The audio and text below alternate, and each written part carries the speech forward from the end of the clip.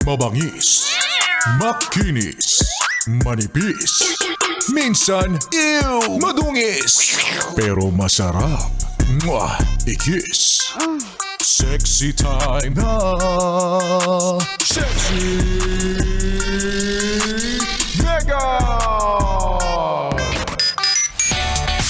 Sexy Megan pa rin po ang inyong kasama ngayong beautiful Friday morning.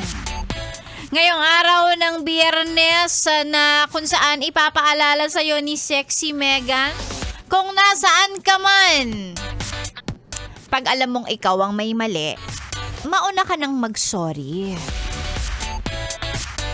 Parang relasyon, di ba? Minsan nga, kahit hindi naman ikaw yung may kasalanan, para maging okay na ang lahat. Kahit alam mong siya yung may mali, ikaw na mauna mag-sorry. Kasi mahal mo siya. At sa tunay na buhay, ganun din dapat. Matuto tayong maging humble. Humble with a letter V. Mapagkumbaba. Diba? Kakatapos lang ng Holy Week. Ang dami mong mga pinost na kung ano-ano tungkol sa religion. Tapos, eto ka? Matapakan lang ng konti yung ego mo. Magagalit ka na. Tapos ano sasabihin mo? Gusto mo? Sasabihin pa sa'yo, tell me! You tell me! Ano mali? You tell me! Mali yun!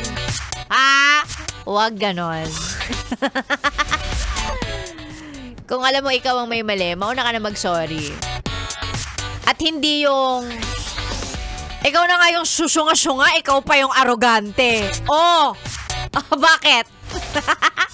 Mga paalala lang naman ni Sexy Megan, applicable po sa lahat ng sitwasyon sa buhay natin.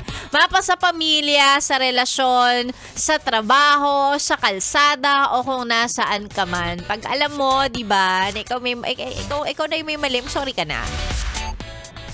At pakalmahin mo na yung sarili mo. Sabi ni Tolitz, ano sabi mo?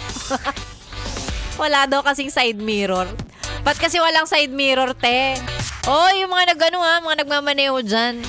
Hindi ko alam kung paano nyo nagagawa. Paano kayo nagmamaneho na wala kayong side mirror? Yung mga simpleng bagay na akala mo, okay lang yan, wala na yan, hayaan mo na. Pero mga bagay na importante, alam mo na. Ayan mga paalala lang naman ni Sexy Megan, mga gabay sa pamumuhay, na minsan kasi nakakalimutan na rin natin. Pag alam mong ikaw yung may mali, mag-sorry ka na. Okay?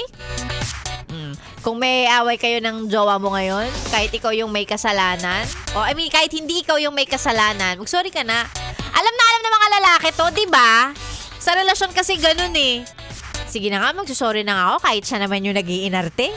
Kahit siya naman yung may sumpong. Sorry ka na. Applicable yan sa lahat ng bagay. Sexy Megan pa rin po yung kasama. Eto. Mag-shoutout tayo ng mga yes friend nating always naka-tune in sa atin. Moises Baroa, maraming salamat. Si Ape Anadon, shoutout daw sa mga kasamahan niyang ES Villegas Taxi. Yung mga taxi drivers natin, magandang umaga. Ingat sa biyahe. Ariel Castel, ayan, naka-tune in all the way from Fairview, Quezon City. Hindi pala Fairview yan, Farview. Ganon din kay Vivs Patayan. Sabi niya, magandang umaga, pabati sa dalawa kong kapatid, sina Jericho and Salvador sa San Carlos, Pangasinan. Naka-tune in daw sa atin yan. Good morning. Pati na rin kay Janeline Manzares. Thank you all the way from Ugong, Valenzuela. Sexy Megan ang iyong kasama hanggang mamaya pang tanghali. Sorry na! Hanggang tanghali pa ako dito Pagtiisan mo na. Sexy Megan po dito lang sa stasyong masarap pakinggan. This is 101.1 Yes FM. Solid!